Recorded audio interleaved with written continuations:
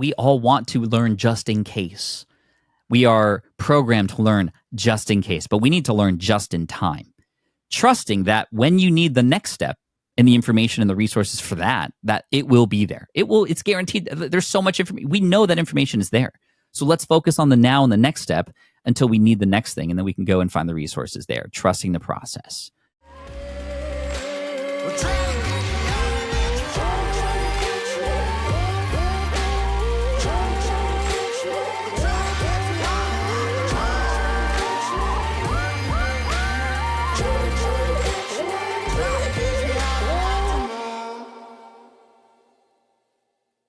Hey guys, welcome back to the Necessary Entrepreneur. I'm pumped today. Our guest is Pat Flynn, entrepreneur, podcaster, author, and creator of the hit Pokémon YouTube channel, Deep Pocket Monster. But he's also the founder of Smart Passive Income, known as SPI for the acronym, the host of a podcast with over 47 million downloads.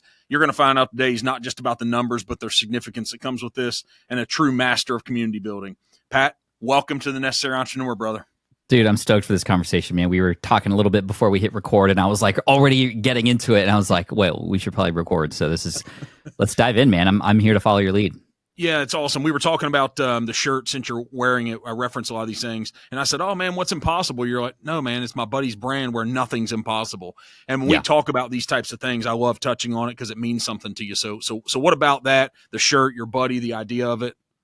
Yeah, I mean, I grew up with a lot of, be careful, this might not be safe. That's the kind of household I grew up in. And of course, I had protective parents, which was great, but it kind of conditioned me as I got into adult life to kind of worry a lot and actually outthink myself when it came to certain things I wanted to do. And it wasn't until I got laid off in 2008 that everything changed. And I realized that maybe I could carve my own path in life and start my own thing as opposed to kind of just doing what everybody else said I should do. And I'm sure we'll get deeper into that story, but really understanding that, and the reason I wore the shirt today is just, it's all a battle with yourself, right? You are your own worst enemy. You are the one who's going to get in the way of you getting to your goals more than anybody else. And as long as you get yourself out of that mindset, then really nothing is impossible. And of course, this brand with the community behind it, nothing's impossible, especially when you connect with other people and you collaborate and you get help and serve other people at the same time. I wouldn't be here today if it wasn't for the people I've surrounded myself with in my mastermind groups, at events, and all these kinds of things, and the communities I'm a part of.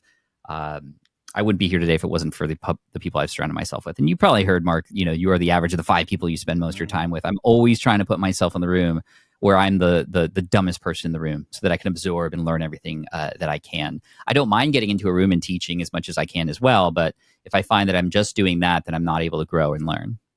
Why do you think, who came up with the first one that's the 5? Why do you think it's not the 3 or the 2 or the 4? Yeah, I don't know. I think this is a Jim Rohn quote, and he was just like, I don't know, 5's a nice number. It's a number that, like, I remember in the blogging days, it was like, hey, if you're going to do a listicle, do 5 because that's like, it's more clickable. I have no idea. But, it's also not 50. It's not 100. Mm-hmm. So these are the close people in proximity to you that you absorb kind of their characteristics and you all feed off of each other, and you can put yourself in a group that can lift you up, and you can put yourself in a group that's going to make it very difficult to climb out of and into anything new. Yeah.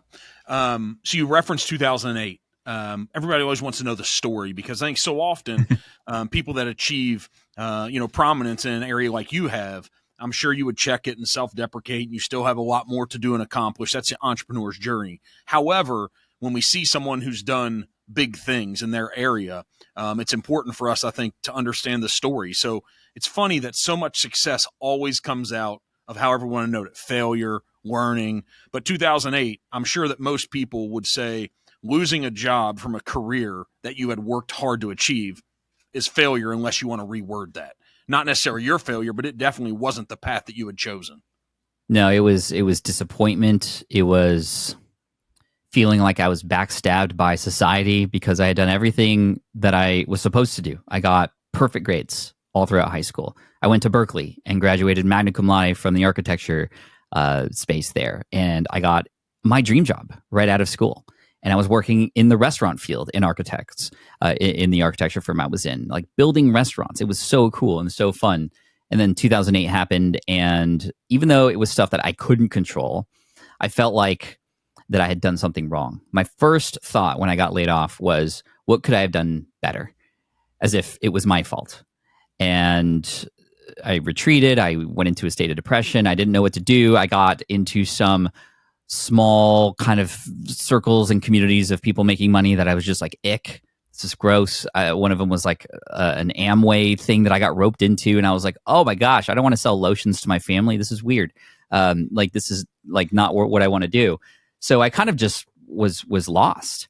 And it wasn't until I, first of all, I had a ton of support from my fiance at the time, April, who's now my wife, who was like, you know what, no matter what, we're going to be together. We're going to be fine. We're going to be fine. We don't know what's coming, but we're going to do this together. Having that emotional support during that time was the most important thing, because eventually I got up and out of bed and started looking around for solutions. And I discovered a podcast in 2008. It was called Internet Business Mastery. And there were a lot of people teaching online business at the time, most of them snake oil salesmen who were asking you to pay with a credit card before giving you information. But this group gave everything away for free. And Sterling and Jay, the host, they had a guest on the show at one point. And this is why I love podcasting. Podcasting changed my life. And so this is why I'm always on other podcasts, because I just love it and I know the power of it. There was an interview with a guy who was making 6 figures a year, again, in 2008, online, helping people pass the PM exam, or the project management exam. And it just blew my mind. I didn't understand how that was possible until I started trying it myself, because I built a website to help people pass an architectural exam called the LEED exam, Leadership in Energy and Environmental Design. It's sort of a niche in a niche in a niche. And lo and behold, after a few months, I started getting web traffic, and I was like, oh my gosh, there's people here. And then I put Google AdSense on that website. And what that does is it allows you to kind of display ads. And if you get anybody to click on those ads, you get some pennies here and there. And I remember I earned 18 cents in my first month. And it was glorious, Mark. It was life-changing. And even though it was change I could find in my car, it was the fact that I had like created something in a relatively short period of time. I saw some revenue come from it. And that revenue continued to grow. But it wasn't until I actually got around and surrounded myself with other entrepreneurs that I discovered that I could have, and I did, publish a study guide. So I took that information and I wrote a study guide, published it in October of 2008. And that first month, I had made $7,908.55 from a $19.99 ebook. That's after PayPal fees. And I was just like, what is going on here? This is incredible. Then $9K the next month, $12K the next month, all the way to May 2009. I was earning $30,000 to $35,000 a month from what later became a $29 ebook. And then the crazy thing happened was the United States Green Building Council, which is the company that writes the questions for the exam, they came out with their own guide. And I thought I was done. Like, there's no way a person would purchase from me because I barely passed the exam. I'm just the person posting this stuff online, but you can get help from the people who write the questions. That was my most profitable month ever. And when I asked customers, like, why did you purchase from me? They said, because you were relatable, because I felt like you were me just a few steps ahead. And that was a huge eye-opening moment for me. And it really taught me moving forward that when I became a creator, later on Smart Passive Income, to teach all this business stuff that I was doing with my architecture stuff as the case study, then later with my books on stage, my Pokémon stuff now, an invention that I have, other websites that were made and sold, always just being me. And the more that I could be personable, the more human I could be, the more likely I was to connect with people and then better serve them. And lo and behold, we live in an age now where being human is probably the most important thing you can do when it comes to building anything, because the robots are here, right? AI is here and everything's now commoditized in terms of information. It is how you wrap that information, the stories that you tell around it, how you connect, how you're relatable, that gets people to A, pay attention to you, but then B, take you up on your offers, take your recommendations, want to work with you because you are a person just like they once were. Or you were once them and now you are a few steps ahead. So anyway, I'll stop there, but I have a lot to say on creating, on building, exploring, learning, all these things that have helped me get to where I'm at today. Now having earned, over 8 figures online since 2008, and way more, not just money, as a result of going down this path and getting laid off. Thankfully, I was laid off. Now I can say that, but more time. I have a lot more time and freedom to spend with my family. The kids are getting older now, but as they were growing up, my wife and I both taking the kids to school every day, both picking them up. Other parents asking us, how are you doing this? Like, don't any of you work? Yeah, we work, but we build the business around the lifestyle we want and what's most important to us, not the other way around. We don't just try to fit family in to the busy life we have. We cater our business around the family life we wish to have. So I'll stop there. No, I mean, I think that the only reason to stop is like to continue the conversation, right? And Yeah. and so I think we'll build on it. So the Smart Passive Income SPI, it was your program first. That's what makes these so relevant, right? You just didn't think of something and say, "Oh, from a professor's perspective, let me teach this thing when I'm not doing." It was the Right. things that you figured out, right? And so, since it helped you as an entrepreneur, it's helped so many more since. I mean, you don't make 8 figures online without having systems. But you touched on, I don't know if you used the word, but you touched on passive income now. That's what but I just want to have a real conversation on what you've learned about it and what the marketplace misunderstands about passive income. Yes. Passive income has, over the years, taken on a negative connotation. A lot of people have abused that word and has taken advantage of that word. And many people don't even believe it's possible right now. The reason why my website was titled Smart Passive Income was, number one, it was a keyword that many people were looking up, and I was actually earning it because I would wake up the next morning and I saw that 30 people from around the world purchased my lead exam guide, and I had more money in my PayPal account than I did the day before. And it was a result of first putting in a lot of work, investing that time and money up front to then continue to reap the benefits down the road after that thing was built. It wasn't just like I just pushed a button and everything happened. I hustled my way to get into something that could then continuously serve people. Passive income is not 100% possible, though. There's always upkeep required.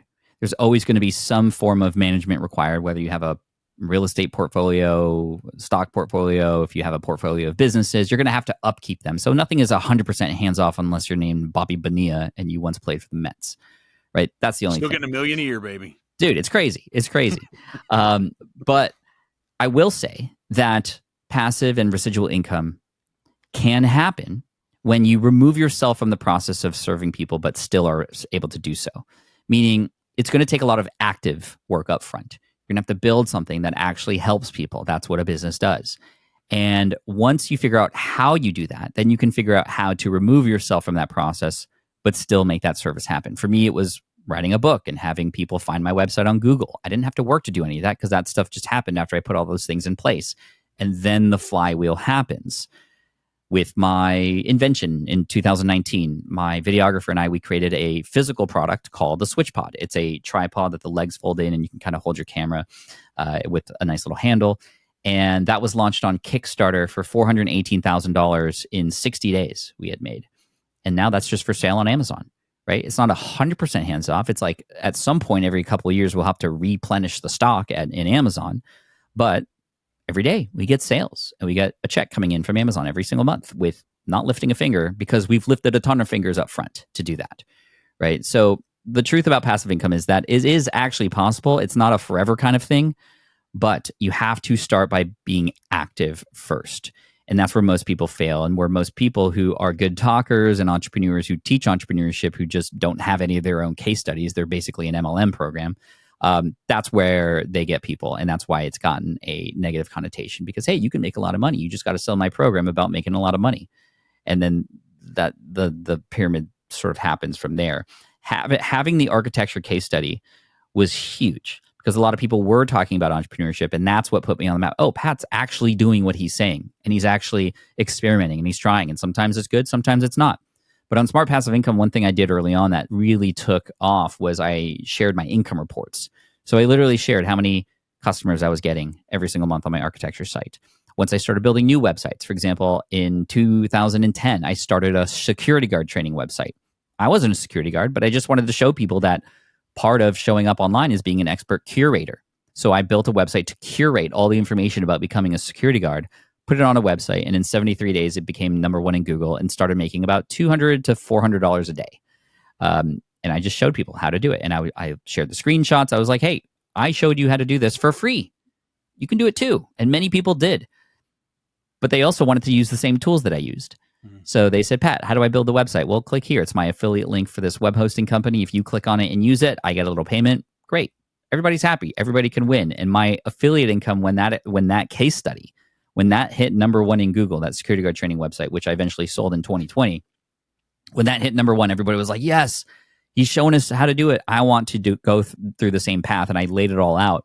So of course, when people purchased those things from me, I got a check for it. My affiliate revenue came up and I got more money to invest in building new things. I built an iPhone app company that eventually sunset itself once many, many, many more people got into that space. It just wasn't a thing I was very passionate about. And then I started writing books, started speaking on stage. Definitely the least passive things ever. Although books, yes, you can generate revenue from books down the road. But again, all of it takes time and effort up front. So yes, it does exist, but it will not appear out of thin air. Most people will not get to the point where it becomes passive. But passive is the final step in the process where you remove yourself from the systems that you've built, whether through tools or through hiring other people to do those things for you. How did you know the systems you were building were going to work? Because it seems like they worked pretty quick. So there was a book that came out a year prior that really framed the choices that I made. And that book was The 4-Hour Workweek by Tim Ferriss. It was this white book that kind of changed the world. Then it became an orange one in the second edition. And in it, Tim talked about investing your time into tools and people to help remove yourself from processes, right? So for example, when I was building the architecture website and I created this guide, I knew that if I could get the guide done, that I can have it set up so that when people came to the website, they could click a button, then it would email them the PDF file, and then I'd get money in my PayPal account. It was completely hands off after that. And then I can just focus on making sure my website was at the top of search engines, and that's it, right? So these systems were built, and it was more hypothetical, but I saw results, small results early, which gave me encouragement to then go bigger, lean into it, optimize it, all those sorts of things.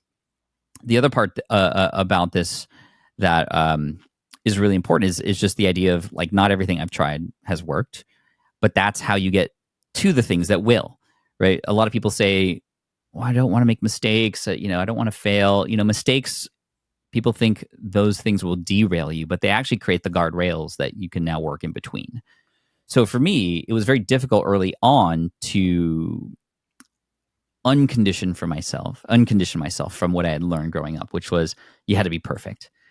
I remember coming home with a 95% of my math test, and my dad would just drill me on the last 5%. I have PTSD with legal pads because of this, actually. Do you really? Like, does it? Oh gosh, yes. I cried because the 5% I got wrong turned into a 2-hour tutor session with my dad, who was like a math wizard, and so he kind of like wasn't the best teacher at a 4th grade level for a lot of the stuff, or especially when I got into calculus and stuff. But I was like, I don't want this lecture anymore, so I have to be perfect. But when I became an entrepreneur, I wanted to be perfect, and I found that I wasn't getting anywhere by trying to be perfect. I only got somewhere when I got something that was out there that was good enough. How'd you overcome that? How'd you overcome and circumvent that? I had no choice. I moved back in with my parents. Legal pads everywhere again.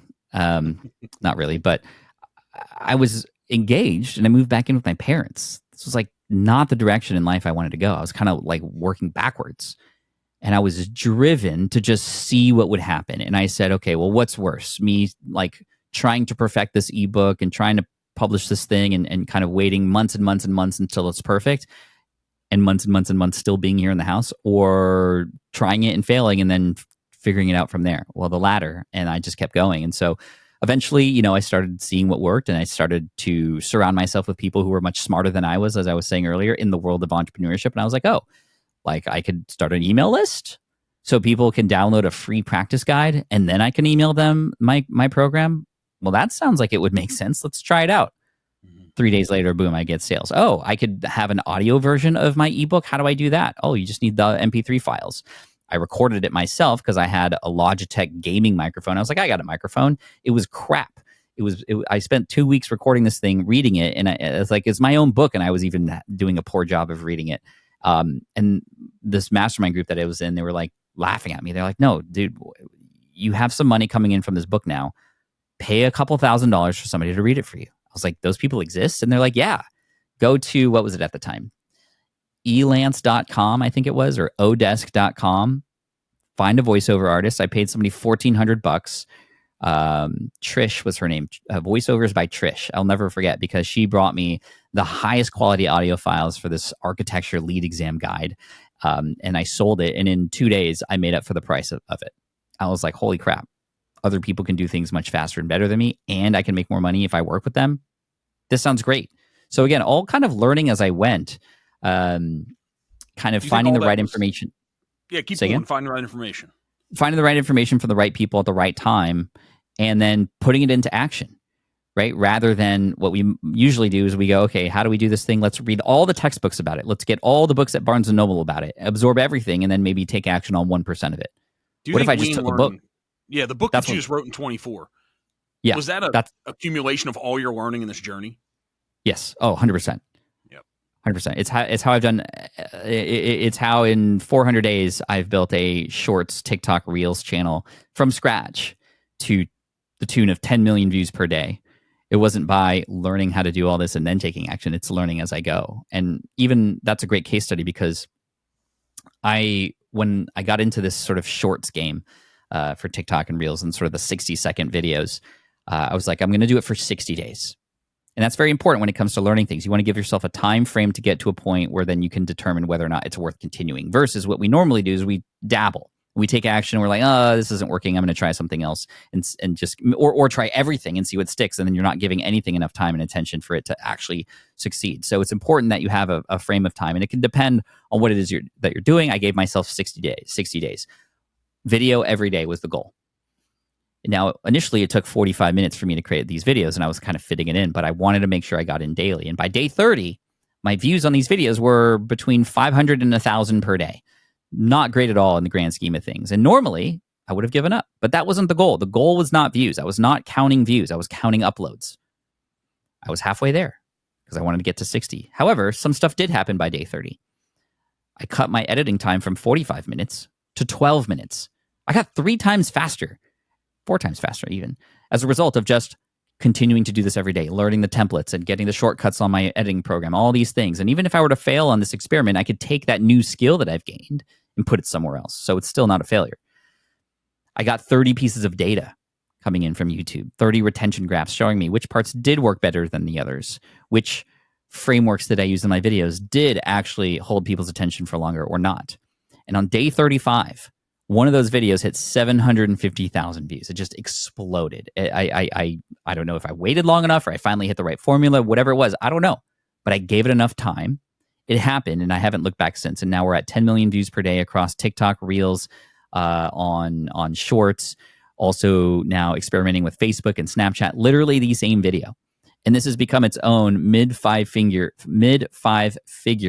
income source from something that I didn't even know anything about or start a little over a year ago. Yeah. Doesn't that make it in this new world? It's tough to project likely goals and outcomes. Focus on what you can control. I could control if I hit record and publish. And that's why that became the goal. The goal is to do that for 60 days straight, knowing that, hypothetically, not guaranteed, that some stuff will happen, that at least maybe the algorithm will pick it up, or at least I'll get better at certain skills. I can control the uploads. That's my goal. I can't control the views. I can't control how people respond to it. That I want to be the byproduct of the thing that I can control. So yes, you don't know exactly what the outcomes are going to be, but you know what you have to do to get potentially an outcome. Make that the goal, right? Make the goal similar to James Clear and Atomic Habit, right? It's not, I'm going to, run a 10-minute mile because I can't even jog a full mile or walk, without huffing and puffing, versus I'm just going to put on my shoes every morning at 6 a.m. That's it. I can control putting on my shoes. And now that I have my shoes on, I might as well go on this walk. And over time, that walk becomes a jog, becomes a run, right? I can control that first part, especially that first part of that habit. And for me, I had a calendar setting for me after the kids went to bed to then edit my short that would then go out, within an hour later. And because it was only a little bit of time I had, it also forced me to make clear decisions on what was important and what was not. Sometimes when you have too much time, right? What is it? Parkinson's law. You will take the amount of time required, or you'll do the amount of effort, or it'll take as much time as you give it. So if you give it 3 weeks to accomplish, you're going to take 3 weeks. You're If you going to be give up it, at 3. You're going to be up at 3 weeks down to the yeah, wire, just the same way if you would have given yourself maybe one day. 1,000%. And I've learned about that law, and I've taken that to my advantage by almost having a force function of having to get it out and not having the time to overthink. Right? Who do you think Pat would have become if you didn't get laid off? Because this goes in line with the question of, are we born or are we built? Do you think that Pat in the architectural space would have achieved high levels within that career? Within that career, yes, that was my goal. I wanted my own architecture firm. I wanted to be the next Frank Lloyd Wright or Frank Gehry, if you know any famous architects. Yep, commercial or residential, yeah. Yeah. And so I was like, I'm working as hard as I could. I was taking tests I didn't need to. I didn't need to take the lead exam, and that's how I discovered it was so difficult. But I'm glad I did, because when I got laid off, I figured out all those things out. I was staying extra hours. I was studying more than I needed to. I was doing roles and tasks that were beyond my job description. I became the youngest person to be made a job captain at this firm, and I was set to do big things. Looking back, if I hadn't gotten laid off, I guarantee that I wouldn't have become an entrepreneur. I needed to get kicked out and not let back in order for it to happen. In fact, even after I started generating revenue on the business side of things, I still went in for interviews because I just couldn't imagine myself walking away from what I've already sunk my time and effort and energy into. And this is that sunk cost fallacy that you may have heard of before, where because I've put so much time into something, well, I should stay there. But that's not always the case. And I'm so grateful that I got laid off. And I thankfully was able to react to it eventually in a way that allowed for good things to happen. I was actually, one thing that took my mind away of all the things that were happening around the time was I watched a movie over and over again. It's my all-time favorite movie. You might even see like back there's a hoverboard. It's Back to the Future. I watched it over and over again. 1 hour and 57 minutes. And after that 1 hour, 57 minutes, I was back to reality. And the reason I loved that movie so much is because it had a time machine in it, right? This idea of going back into time and changing things. I really just hoped that one day there would be a time machine, a DeLorean I could fly into 88 miles per hour, go back and change my career, or maybe work harder or do something different that would lead me to not have lost my job. But I knew Does that cause after... you to think differently now, though? Knowing that you're already the person that would want to go back in time and change it, does it make you intentionally try to make it more right in the moment? Yeah, I mean, that's a good question. It's like, oh, if you knew what you knew now, would you do things differently? It's like, well, if I knew things differently, I wouldn't be where I am today, right? You know, so I don't regret anything. I'm grateful for the layoff. Back then, I wanted a time machine, but then I eventually realized there was no such thing. Mm-hmm. But part of that story, Marty McFly, you know, he goes into the past, changes a few things, comes back, and his family's all rich now, and they got all this stuff.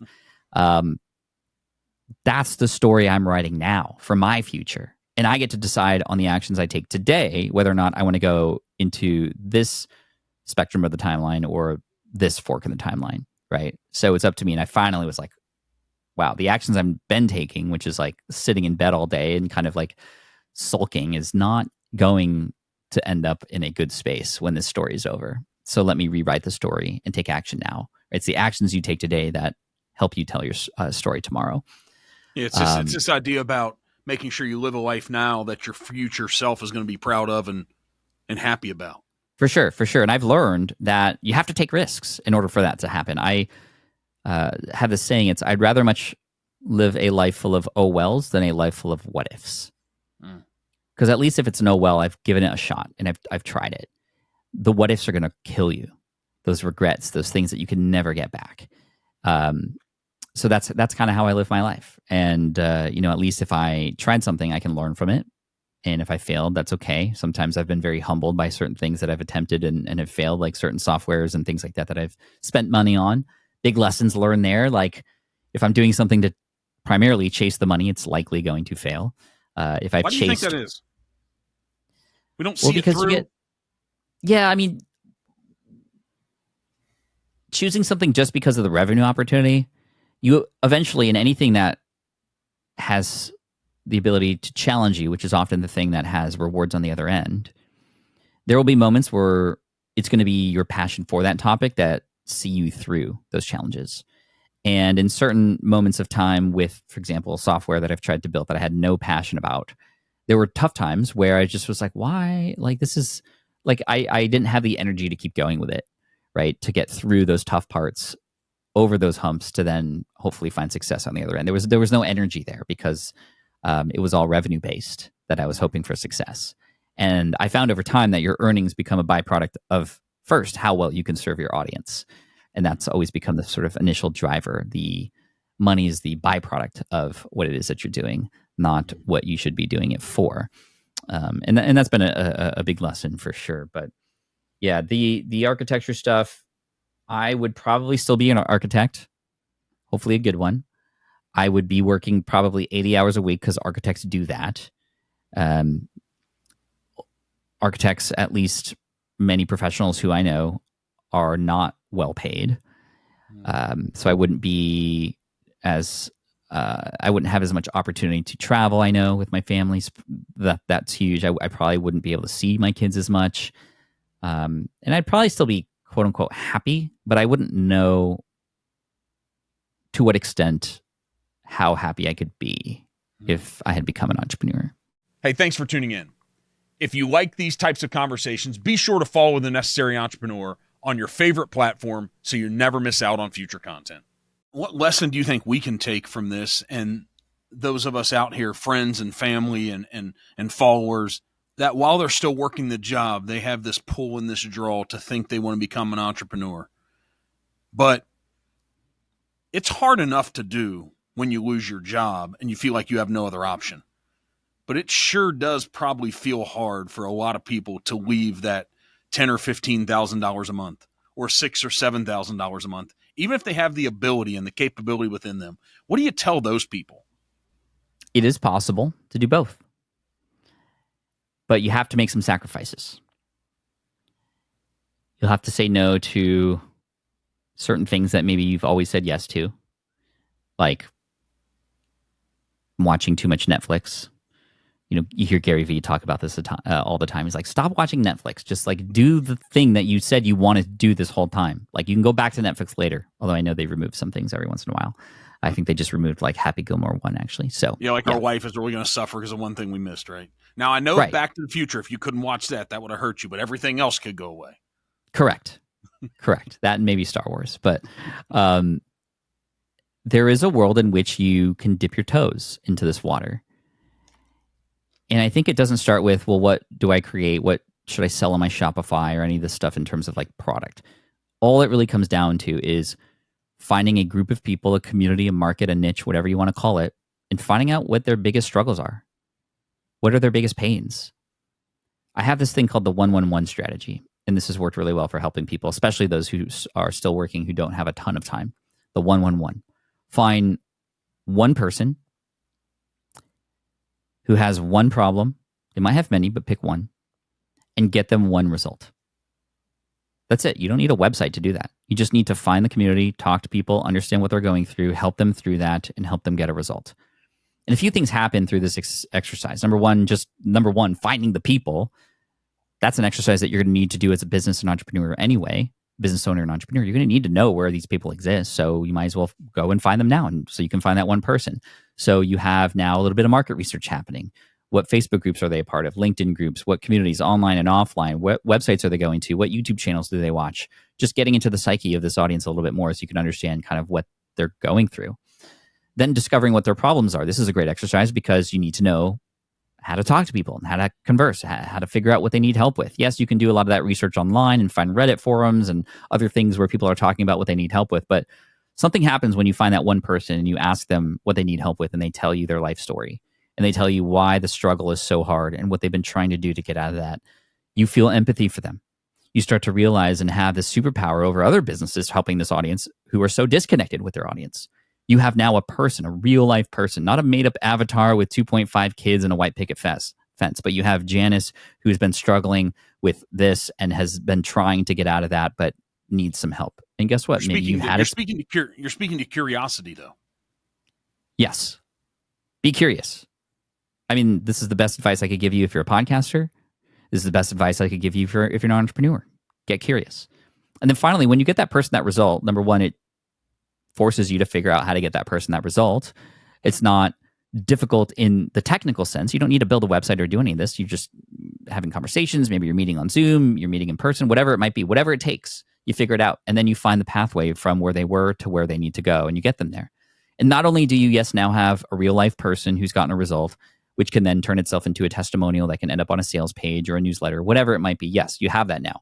But what then ends up happening, and is more important, is you now have confidence that what you what you can do actually works. Because most people who are entrepreneurs who try something for the first time, they go, well, I don't know if this is going to work.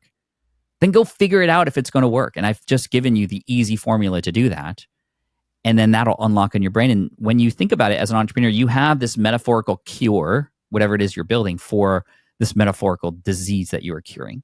If you had a cure for a disease, wouldn't you not now feel like it is your obligation to go out there and find other people who have this disease, metaphorically, and cure that disease, metaphorically?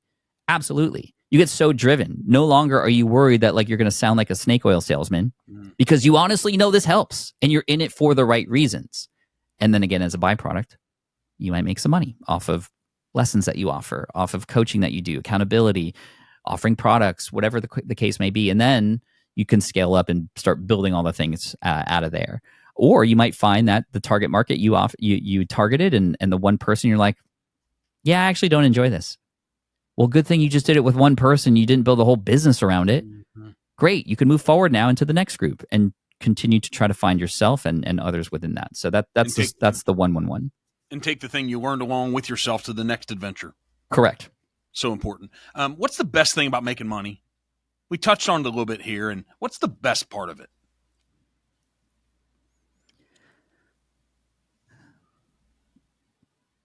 I'm going to be very general at first, and then I'm going to be very specific. Generally speaking, to have the freedom to do what I want, when I want, and most importantly, with who I want. That freedom is incredible, and that's what everybody should shoot for. You know, nowhere in my answer is going to be the big house. We don't have a big house. Or the Lamborghini. We don't have a Lamborghini. Our Lamborghini is a Telluride, because that's where we bring our kids in, and it's awesome. It does exactly what we need to do. It's perfect. But where the money really comes into play, you know, there's a creator out there. His name is Ramit Sethi. He has a Netflix series. He has a book called I Will Teach You to Be Rich. A lot of people have polarizing views about the way he teaches, but one thing that he does teach is knowing what it means to you to live a rich life. Not rich in the sense of glamour and all this stuff, but rich in terms of like, what is important to you? Spend money on that and know what you're going to cut out and not spend money on. For example, his car is like a, I don't know, 2000 Honda Accord, but he's rich, but he also spends lavishly on like this clothing that he wears and all this stuff. And for me, the rich life is allowing ourselves to order whatever we want from the menu at a restaurant, right? Not having to blink an eye at the different prices of things. If that sounds good, get it. Great. That's a huge rich life thing for me, that perhaps as a response to just as a kid wanting certain things on menus or whatever, and as kids do, and then being told, oh, we can't afford that, right? So this is like, now we're getting into psychology and child and deep, all this stuff. I'm sure psychologists would understand, but they'd say everything that you're doing now comes from that. That's what they would tell us. Yeah, no, for sure. Yeah. Getting valet at the airport, that's just like, people are like, wow, you spend all that money. It's not that much more expensive than getting to the parking structure, at least here in San Diego. And I can just text the people when I land, and there's my car. Like, that is such a huge, like, oh my gosh, like having some additional revenue to just have the convenience of this thing that I absolutely hate, which is parking at airports. Great. That's where I'm going to spend my money. And then, of course, on trips, because my family is about experiences over material things. And we have been going to Japan a lot, and you know, to have the kids experience new cultures, especially at this age, and kind of understand what else out there is in the world. It's something we wanted to offer our kids, and something that we didn't have a chance, my wife and I, to do when we were younger. So, yeah, that's convenience, or are we speaking convenience or experience, or both? It's both. And they do overlap, right? Like, you could have a great trip somewhere, but they come back and then you can't find your car. Well, okay, that kind of ruins the experience. So that's very specific. But yeah, it's experiences in terms of what we spend money on, but also convenience so that we can get to those experiential moments even better or faster. So tell us about Japan. You said you've spent, that's more than one trip to Japan. Yeah, so with this Pokemon channel, I guess I have to preface this by saying I have a Pokemon YouTube channel. Started in 2020 with my kids, actually, and we started collecting together. They outgrew Pokemon, as kids at this stage do. They go to all kinds of different things. And I didn't. I stuck around, and I got to fall so in love with this community of collectors and nostalgia and all this kind of stuff that I started a YouTube channel in January of 2021. In November of the same year, it got to 100,000 subscribers on YouTube, and now we're sitting at 1.85 million subscribers on YouTube. This is the long-form channel, not the short one that I talked about earlier, so this is separate. And it has opened up so many doors. It has allowed me to connect with NFL teams, NBA teams, UFC fighters. It's allowed me to connect with big brands who want to sponsor on our videos like eBay and others. But it's also helped me develop a relationship with the Pokemon company, which is incredible. They send me some stuff early. We've gotten to know each other. They've invited me out to different programs and events. And the first time they did that was 2023. They invited me to Yokohama in Japan for the 2023 Pokemon World Championships. And yes, there is a World Championships where competitors in both the video games and the card game come from all over the world to play for top prizes, money, cash, etc.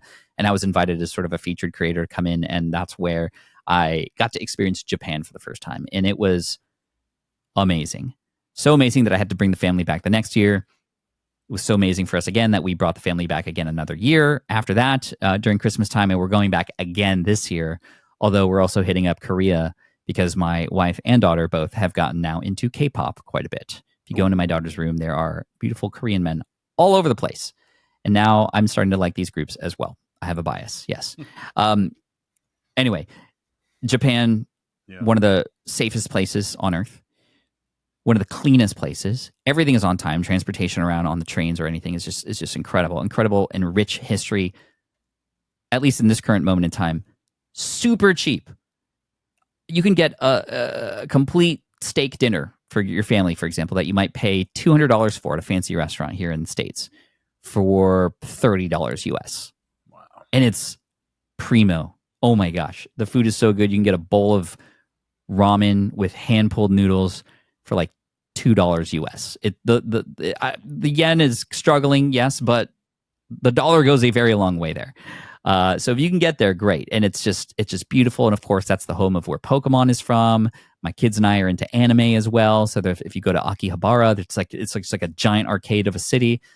There's just so many fun things to experience there. And getting everybody in front of, especially the kids, in front of new cultures, new language, realizing that like, oh, there are people who are different, who have different ways of showing respect and different customs. It's just so important to have them experience that because they're going to be little adults soon, and everything they absorb now is going to be a part of who they are as people, as citizens, as human beings.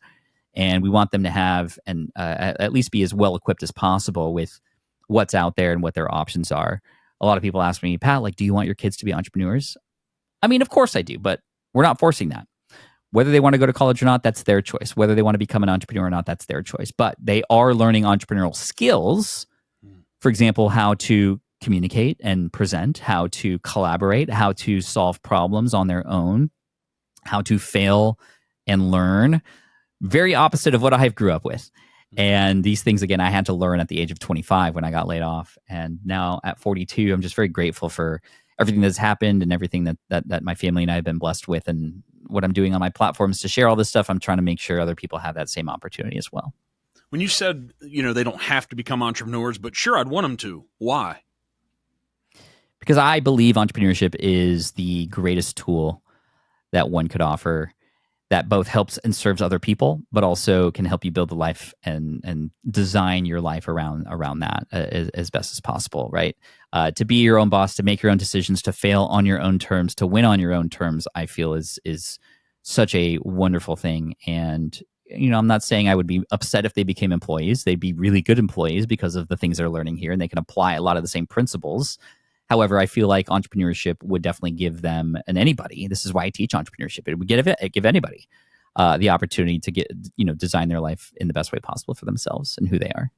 What's the most basic principle, since you teach it? What's the most basic, like fundamental start from scratch principle when you're talking to somebody who's getting ready to become an entrepreneur or they're struggling?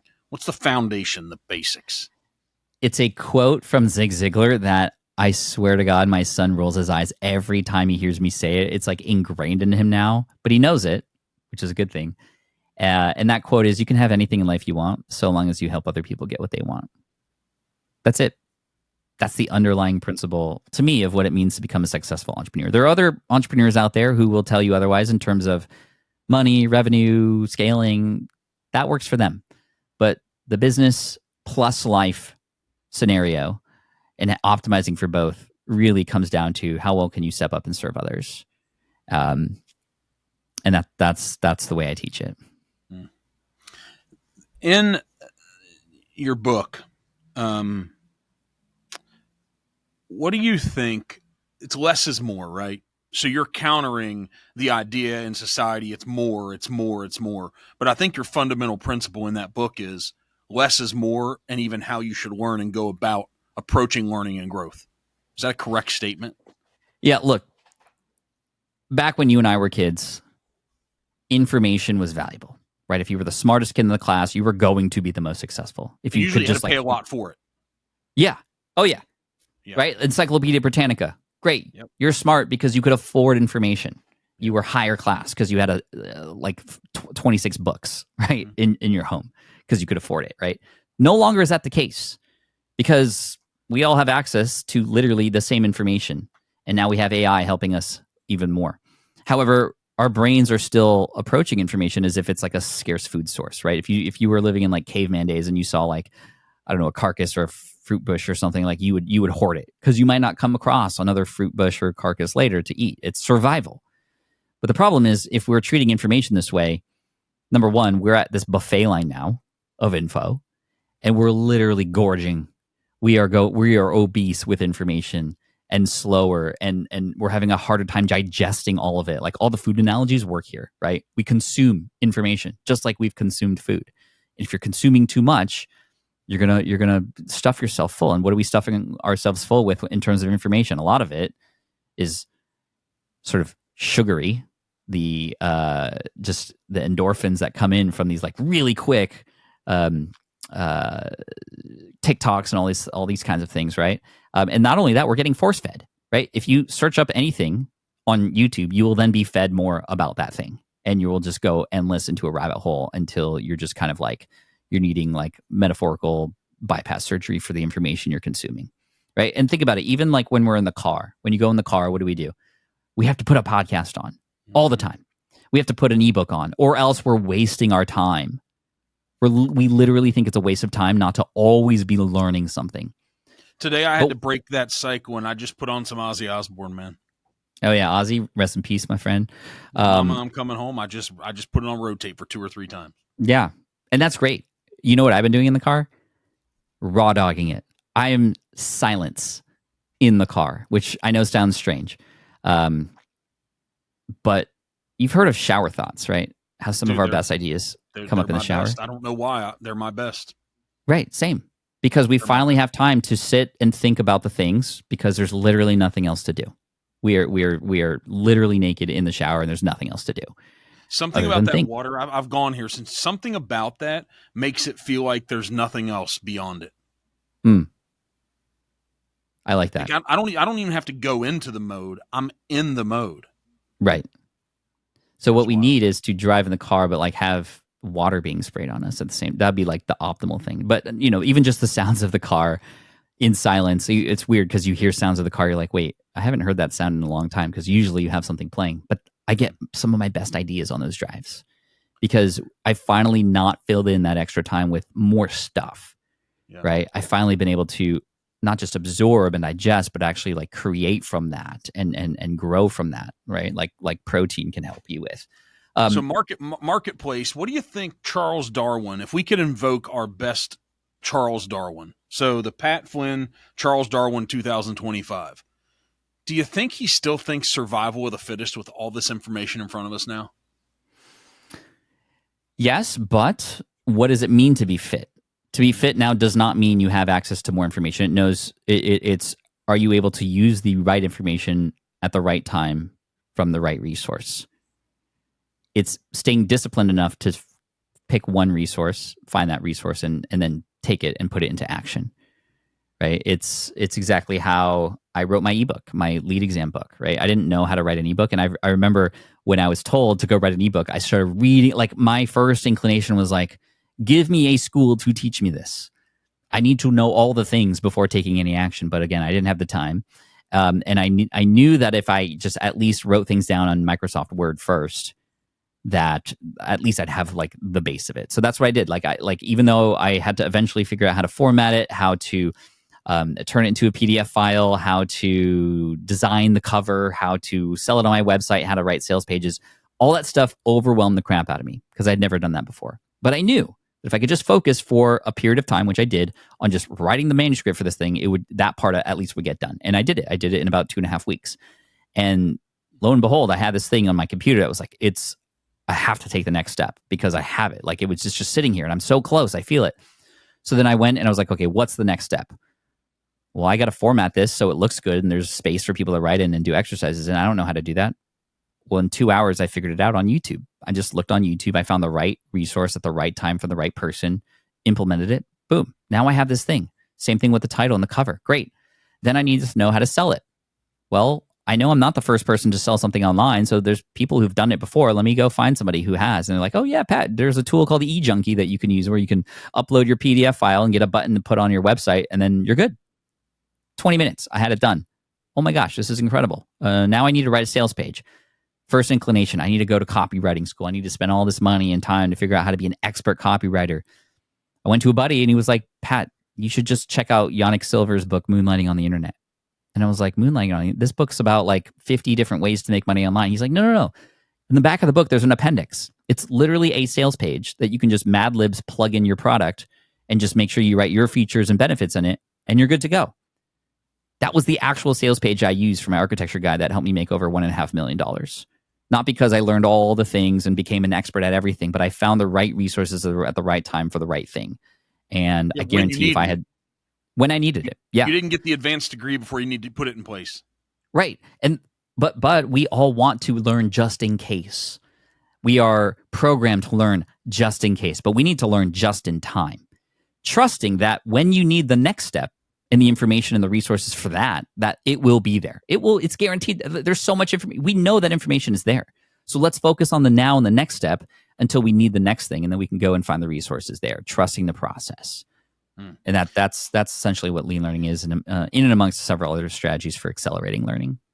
How are you using AI now differently than this combination of things in the past? Like either Google or Safari combined with YouTube. So that was our past learning. Yeah. What are you doing with AI now that is different than utilizing those traditional sources that pretty much we've had for the last decade?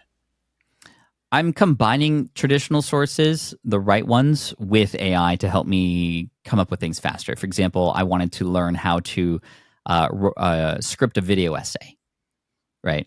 And I was like, okay, cool. I want to write a video essay I'm in the middle of producing this, actually, a video essay for my book, Lean Learning. A video essay is a very specific style of video that's published on YouTube. It's more documentary style, all these sorts of things. So I use a tool that allows me to connect my book. It's called Poppy AI. I can connect my book. I upload it, the PDF file, with 3 videos from YouTube that I've watched that I like, that have a structure that I want. And I plug that into the AI as well. And I'm like, okay, now combine these. Write me a script for a video essay about my book, Lean Learning, using the structures and frameworks that are taught in these videos by these video essay experts. Go. Boom. I now have this thing in front of me that's at least a first draft. I never just take from AI on the first pass and then publish, but it is a first draft and I can refine from there. I also use AI as a creative partner and I role play with it. You are a beginner entrepreneur. This is a prompt that I might tell AI. You are a beginner entrepreneur trying to figure out how to build your first business. Here is a solution that I have for a course that I'm thinking about coming up with. What are the objections that you have in your head as a first-time entrepreneur that would stop you from even paying attention to this offer? Go. Boom, boom, boom, boom, boom. Oh, I'm worried about how do I know this is real? How do I know you're not a snake, like a con man? Or like, what proof do you have that this thing has worked for others? all these questions that are like probably questions that people coming across this future course sales page would probably have, right? So this is how I use AI as a role-playing partner. This is an incredible time, but also scary. And where I use AI is for a tool to help me to get to the point of service faster. If I get a whole bunch of survey data, for example, yes, I could go through all of that myself, but AI could show me some of the patterns that maybe I wouldn't even be able to find myself. That speed runs me to be able to then take that information and use it, right? So I use AI to help accelerate so that I can get to the point of service to my audience faster. So you've referenced snake oil salesmen 2 or 3 times. Yeah. Screw those guys. What about that is one of your pet peeves? I've been sold a lot of snake oil in the past. That's essentially it. And I have a disdain for people like that. And it's funny because a lot of people, they'll immediately see the URL Smart Passive Income and they'll go, that guy's a snake oil salesman. I just know it from the domain name. So this is why passive income is sort of taking that negative connotation. But then they dive in, they go, this guy's actually sharing the reality of it, that it's not an overnight thing, that this is not going to be easy. Okay. And that's part of the reason also that I wanted to get in front of that keyword, because a lot of people were taking advantage and selling a lot of not great stuff to people back in the day as well. So I could get ahead of them. And I have for many. We have so many. How do you verify proof then? So if it's not, say, a lot of times we hear social proof, and how do we have proof and see the receipts that are honest now? Yeah. I mean, it all comes from things like testimonials, having connections, having referrals, and just continuing to show up. I think that's the biggest thing. In the beginning, even when I got into the Pokemon space, people were like, who are you to be in here? There's always going to be gatekeepers, especially in spaces like that. But you have to get through them by just continually showing up and providing service. And eventually over time, they were like, oh, okay, you've proven yourself. Yeah, you're here. Like I changed my mind about you because you continued to show up in ways that nobody else has. And that is a hard thing for people to come across, those gatekeepers who you have to empathize with them a little bit. They're protecting their community. And so all you can do is just show up and continue to serve and listen and learn. And maybe you did stuff that kind of came across the wrong way. Great. Pivot, react. Again, as long as you're coming from a place of service, great. But I have been served things in the past that were promised that were not promises kept. I have been sold by people who have really good copywriters on certain things. And, none of those things actually fulfilled their promises. So that is something that is important to me. And I think is why I continue to reference that. Through the conversation, too, I can tell that you have a really good handle and acceptance of the idea of the marketplace, right? That we're in a marketplace, that you need to understand it, accept it, work within it, because I've just heard accountability, authenticity, and taking responsibility for actions, for outcomes, for intentionality. I've heard that come through here. And so what that means is you've overcome the bad parts of our ego. Yeah, you have to find your spot in it. When I wrote my book, Will It Fly, which was my first real business book, one of the most popular chapters is the market research chapter, where I teach a exercise called the 3 Ps exercise. And it's when you build your market map. Because if you're traveling into any spaces, you have to figure out the lay of the land first and figure out where you should land and how you're not, overstepping boundaries and where you can come in and serve. Again, it always comes down to that. So this market map exercise, you find your 3 Ps within a market that you're in. You find the places that those people congregate and exist, online, offline, communities, niches, forums, wherever. Then you find the people who have already earned the trust of that audience, the authorities, the leaders, the influencers, the owners, whatever.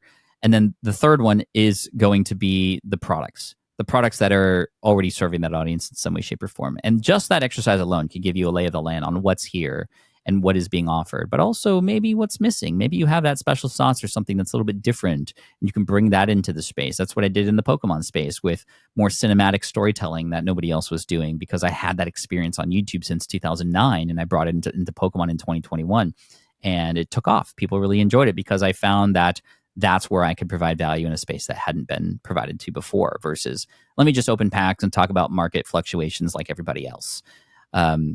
So that, again, a little bit of work to quote unquote sharpen your axe first goes a very long way in how well you're going to cut through the noise. What are you solving for? You touched on it early, 13-year-old child, 15-year-old child. You referenced the importance of your wife on how she really stuck with you back when you were 25 years old and lost the job. The 8 revenue income that you've earned online. It's laid out as a pretty good life. What are you solving for still? I wouldn't lie to you. I would be lying if I didn't say that, just continued security.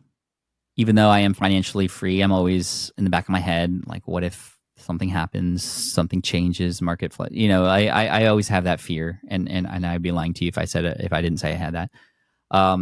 But I'm also here for legacy, and I know that's sort of a buzzword that gets thrown around quite often, but it's more legacy in terms of the example that I'm setting, not necessarily how much money we have and how much of that goes into my estate planning papers and all that kind of stuff, although that's obviously some of it.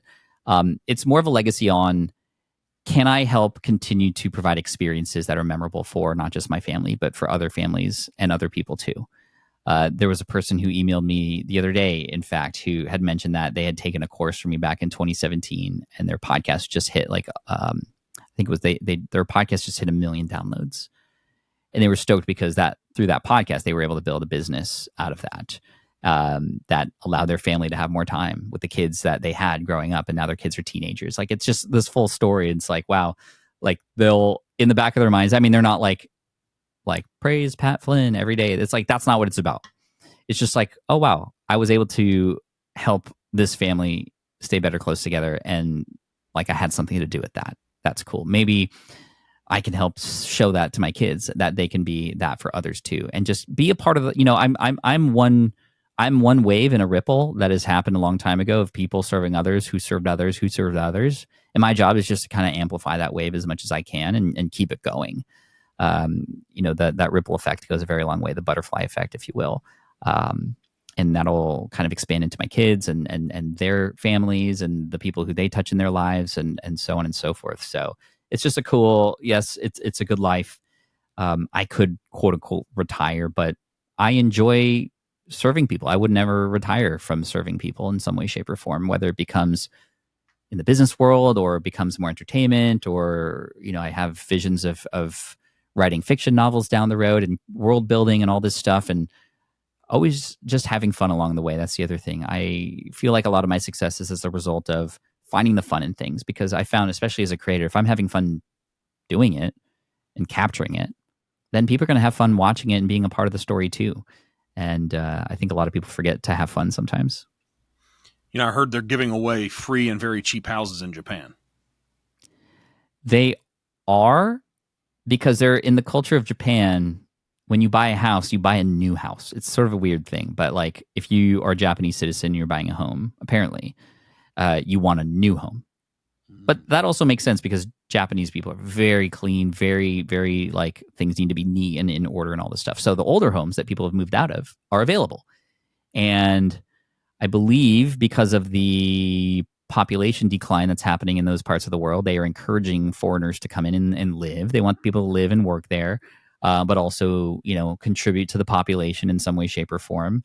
And some of these homes are just beautiful. Right. But they're a little bit more separate from like the Tokyo districts. They're kind of more in the rural areas, but they're gorgeous. And I mean, what a fun way to force function yourself to learn Japanese and enjoy some good food.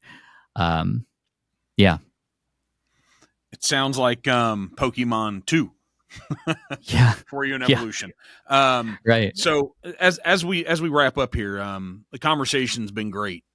When you come across, because you engage with so many people from your impact online, and so many people have questions and how to do it and what to do, I just know the entrepreneurial path, people respect the thing that you've achieved, so they want to know about it.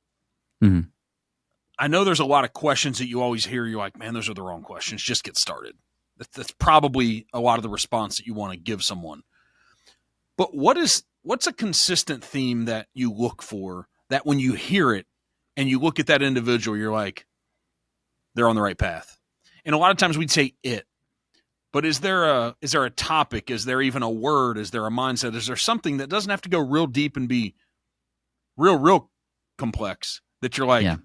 they're going to make it? Yeah, the one, if I could boil it down to one word, it's empathy.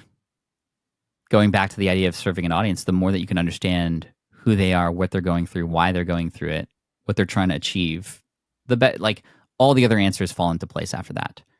Because very commonly, the first question I get is, Pat, should I create an online course? Should I start a community? Should I write a book? Should I build a software? I don't know.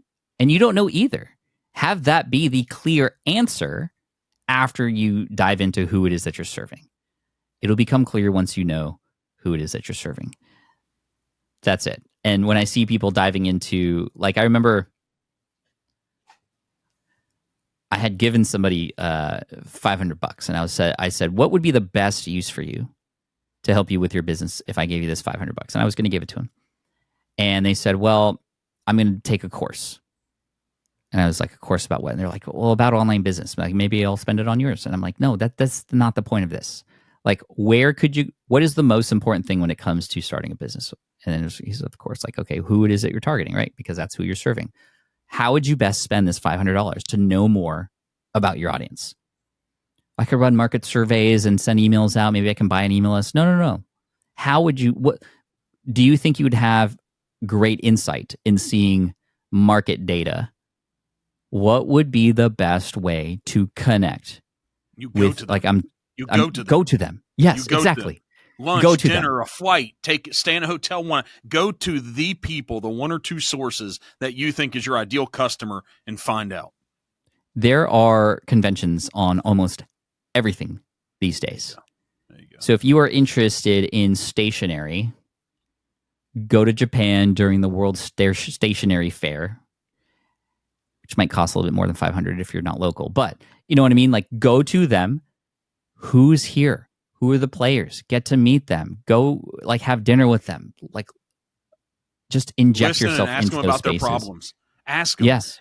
Everyone, and that's the unlock, maybe even in podcasting, curiosity. All of us want to be asked about the thing that we really care about and we're passionate about. We do. Because we'll share it. We're happy to share it because the thing that we love, we hope that other people are going to love it a little bit too. Yeah. A coach of mine a while back, James Schramko, told me the secret to success is to stop trying to be so interesting and start getting interested. There you go. And that has always stuck with me. That's right on.